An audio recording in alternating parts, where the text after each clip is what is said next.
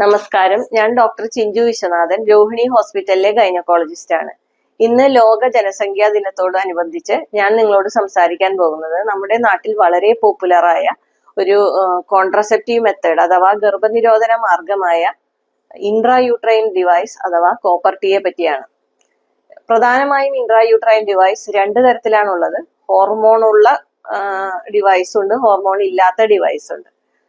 അടുത്തതായി ഉണ്ടാവുന്ന സംശയം, ഇത് എപ്പോഴാണ് ഇൻസേർട്ട് ചെയ്യുന്നത്? സാധാരണയായി പീരീഡായി ബ്ലീഡിംഗ് നിന്നുടനെയാണ് കോപ്പർട്ടി ഇൻസേർട്ട് ചെയ്യുന്നത്.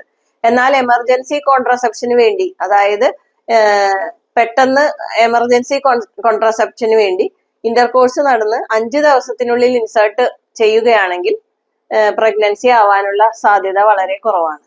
കോപ്പർട്ടി ഇടുന്നത് കൊണ്ട് സാധാരണയായി കണ്ടുവരുന്ന ഒരു സൈഡ് എഫക്ട് എന്ന് പറഞ്ഞാൽ ആദ്യത്തെ 2-3 മാസം ഇറഗുലർ ആയിട്ട് ചിലപ്പോൾ സ്പോട്ടിങ് കാണാറുണ്ട്. 3-4 സൈക്കിളുകളിൽ ബ്ലീഡിങ് എക്സസീവ് ആയിട്ടും പെയിൻ അധികമായിട്ടും കാണാറുണ്ട്. പിന്നെ ചില ആൾക്കാർക്ക് ഇൻഫെക്ഷൻ ഉള്ള സാധ്യതയും കോപ്പർട്ടി മൂലം കൂടുതലായിട്ട് കാണാറുണ്ട്.